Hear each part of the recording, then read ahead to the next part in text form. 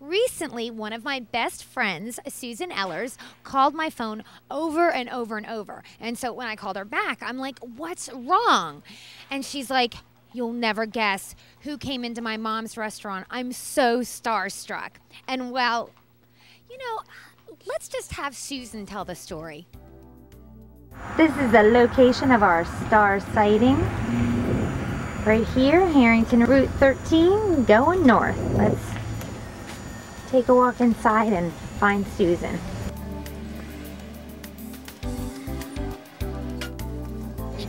Okay, Susan, so what happened the day the star came in?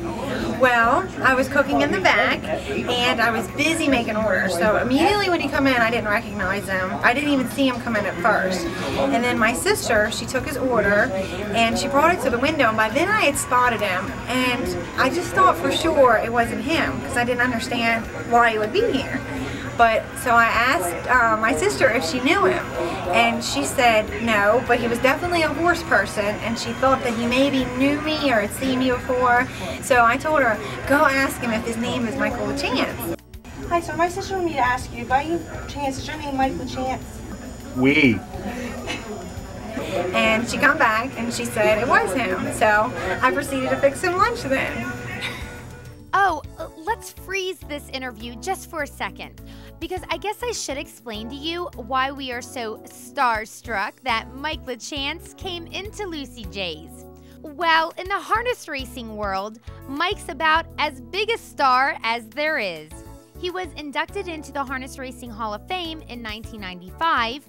He has almost 10,000 career wins, and he's won every major stakes race you could think of.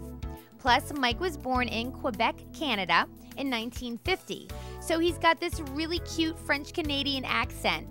Okay, now the rest of the story. Back to Susan. So what did he eat for lunch? I believe he had a cheeseburger. He wanted the pulled prime rib, but I sold all out. But I did tell my sister if I known that's what he wanted, I would have whipped him up a whole new prime rib. Well, we were thinking he might have had Canadian bacon and French toast. I ran out. No, I'm just kidding. No, that's I guess since he's in America now, maybe he'll like American food. Did he ask for French fries? I do. Yes, he did. He did have French fries. Sir, can I get you something to eat? I'd like a cheeseburger and French fries, pretty lady. Do you think he's going to come back again, and when? Oh, absolutely. He was very pleased with the service and, of course, the cooking.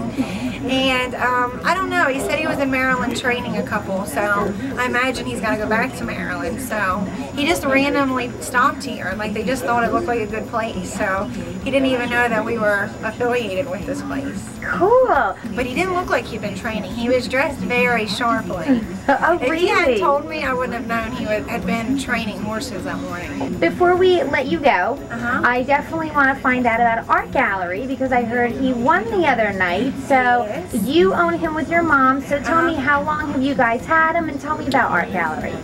We've had him for probably over 5 years. And of course I have a good excuse for why I'm attached to every single horse I own.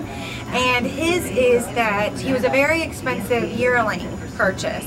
And he was in an accident and wasn't supposed to race again. So Mr. Jimmy Lunn gave him to us because he wanted him to go to a good home. And he's just a good little horse. He has the heart of a champion, and I keep promising everyone that I'm going to put him in a sale, but the only place he's going when he's done racing is my grandfather's field. Oh, very But nice. he's Well, been good. really good to us, so I have to be good to him back. Okay, good. Well, we'll watch his win now. Oh, good.